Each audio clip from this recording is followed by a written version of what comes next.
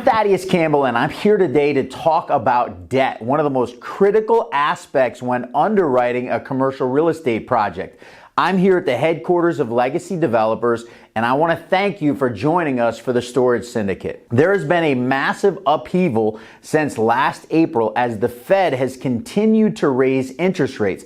And one of the really interesting things about this series of raises by Jerome Powell and the Fed board is it has been very hard for developers and for people looking for debt to understand where the end is going to come. And so when you're starting a development project, you're not necessarily going to look for bank financing that month. It might be a year out when you're actually going to need that bank construction loan on your project. So you're forecasting what the rate might look like a year later. Now, a year ago, we were able to go to the bank and get rates at less than 4% on construction loans, low fours if it was not a great situation. Now we're looking at rates up into the sevens right now, and who's going to be able to tell what's going to happen a year from now when we're actually breaking ground on some of these projects and actually need to go to the bank?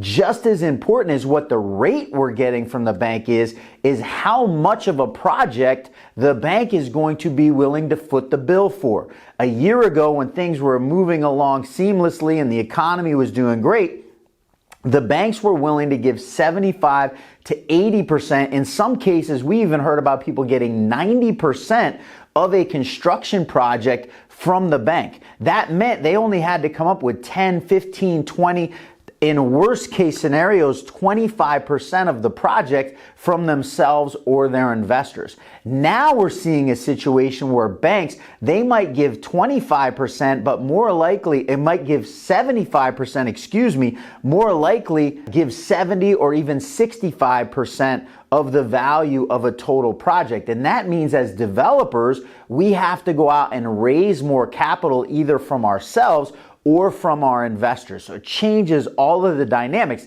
Typically, when you're going out to raise money for that 25, 30, 35% from private investors, you're going to pay a higher cost to own the money, either by giving them an equity stake in the project or giving them a higher rate of return than what you would pay the bank on a bank loan. To give you a rough idea, a year ago, when we might be going to the bank and asking for a loan at 4% to get 80% of the total cost of a $15 million project, that means we're going to be able to borrow $12 million from the bank and only pay 4% interest on that $12 million.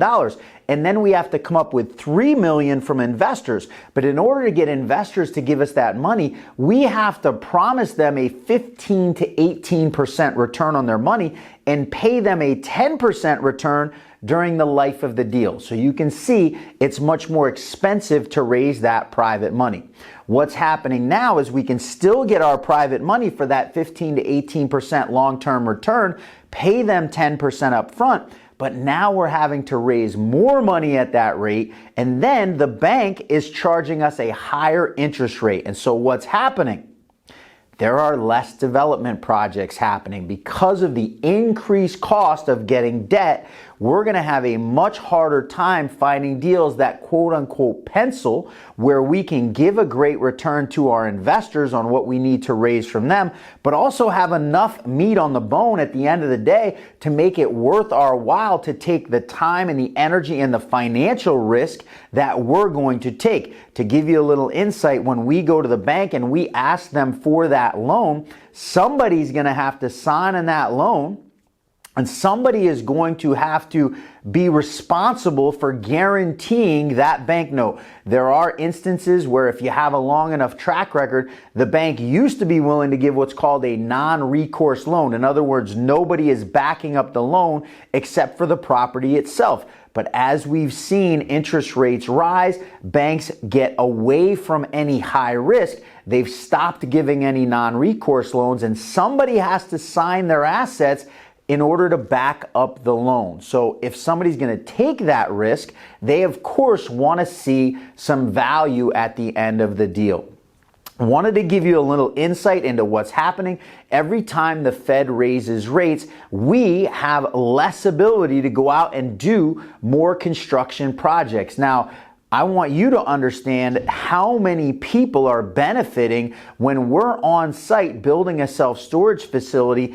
Every day for a 10 to 12 month construction cycle, there's 30, 40, 50 people on site, all of them making a really strong wage, literally six-figure wages going to everyone involved in this project. So when we stop doing those projects, we stop having as many people earning those really strong wages out in the marketplace, it has a very detrimental effect on the overall economy. Now, how long is the Fed going to continue to raise interest rates?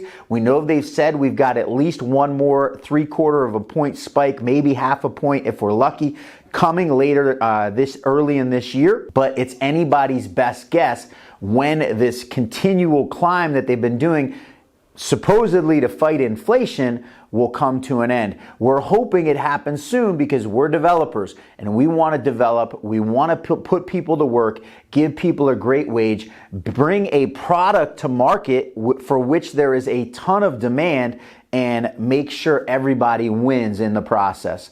Again, I'm Thaddeus Campbell. If you got some value out of this YouTube video, please hit the like button, subscribe to our Storage Syndicate channel. We love to have you seeing our updates as we go on every week. And most of all, if you did get some value out of this, share it yourself. Send it to some friends that you think might benefit from getting a little bit of a recap and insight into what's going on in the commercial development world.